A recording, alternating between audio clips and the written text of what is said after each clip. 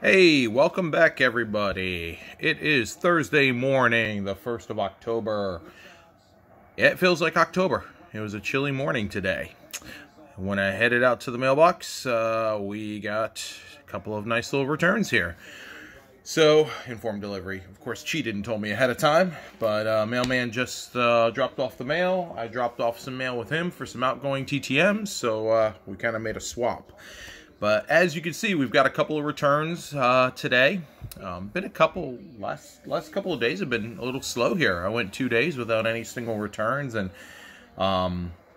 just kind of looking at some online stuff, it looks like some other people are having the same thing. It may just be, you know, hey, that's just how it goes. We've had some really strong weeks and some weeks where we haven't had a whole lot that's come in. Maybe we'll finish off the week strong here. We still got 2 more mail days in the week. But for today, let's go ahead and see what we got. As you can see, we got 2 returns here, one out of Richmond, Virginia, and one out of St. Louis, Missouri. Just based on those postmarks, I've got a really strong idea of what they are. Also, the stamps kind of give it away. I actually had gotten some in-person stamps recently. I needed to stock up on some global, international forevers.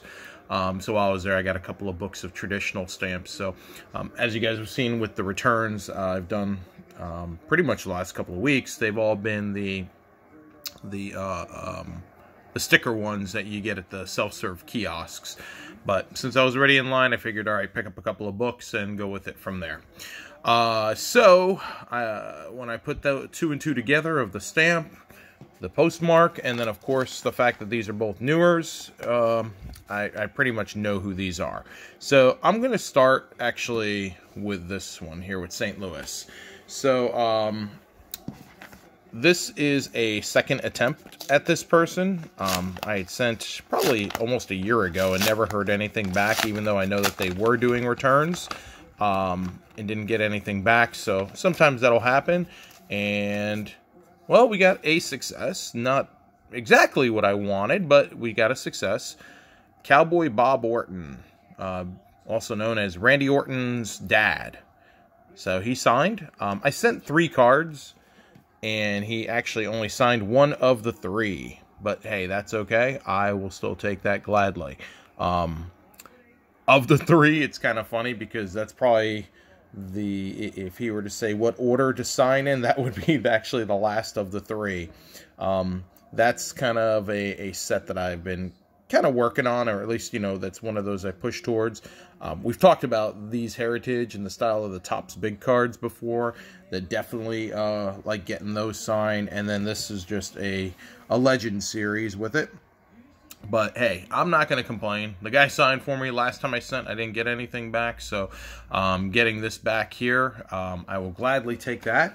So 1 of 3. This was actually a quick return. I would say probably 2 weeks maybe with that. So great return there to get Randy Orton's daddy back.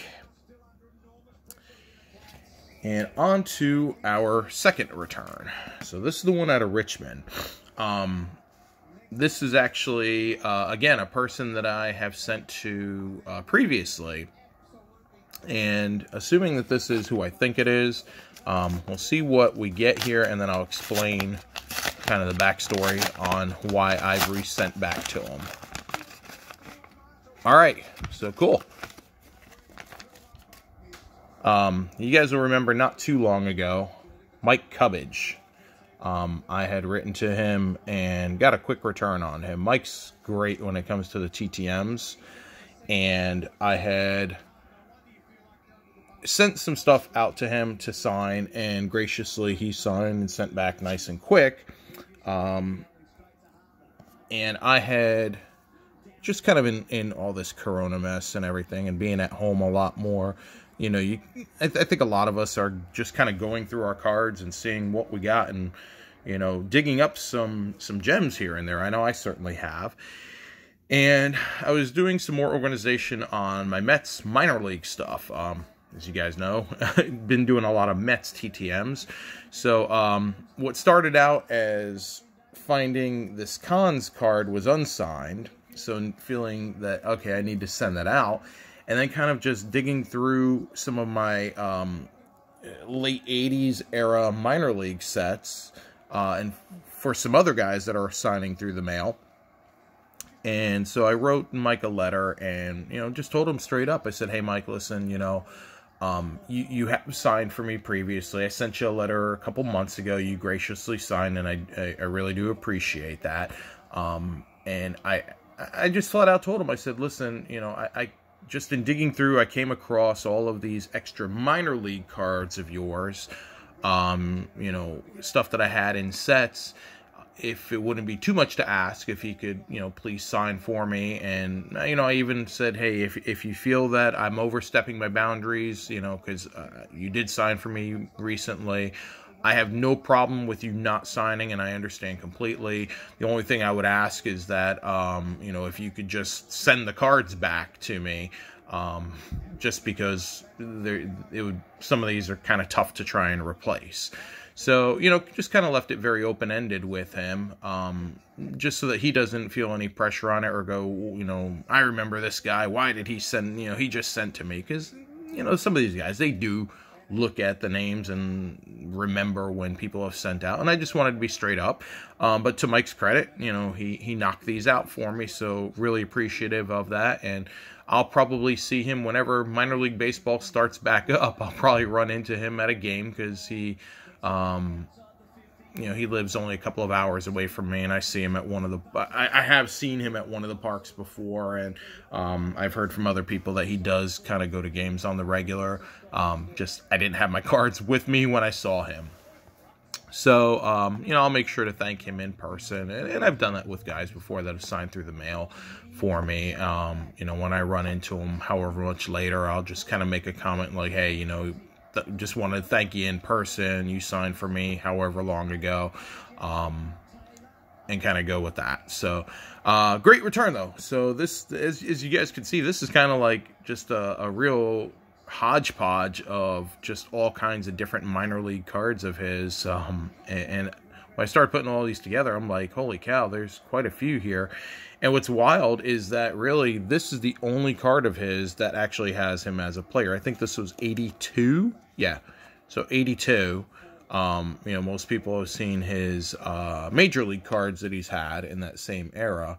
But, 82 with Tidewater. And we've got, Tidewater manager cards, AAA All-Star Game manager card, Jackson Mets manager card, and then, of course, when he was a coach up with the Mets in the mid-90s. So, for the day, 2 returns. The absolutely rock-solid return here from Mike Cubbage, doing 7 of 7.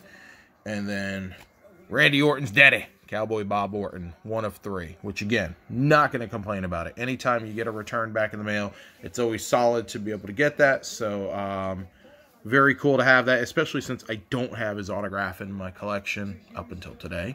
So, very happy for that. So, that'll put a wrap on today's video. Guys, as always, and gals, I'm sure there are some ladies that are watching the video, so don't want to exclude you. So, everyone, I appreciate you taking the time watching this video. I always appreciate the feedback and comments from you guys and gals. I gotta stop saying guys. I know it's like kind of just generic, but I want to make sure that I'm not excluding anybody. So everyone, thank you so much for the comments. It's always appreciated. Certainly hit me up on social media if you have any questions, anything I can do to help you. I'm happy to do so. As always, thanks again for watching. Be safe, have fun, hope your mailboxes are full of ink, and we'll talk to you soon. Take care.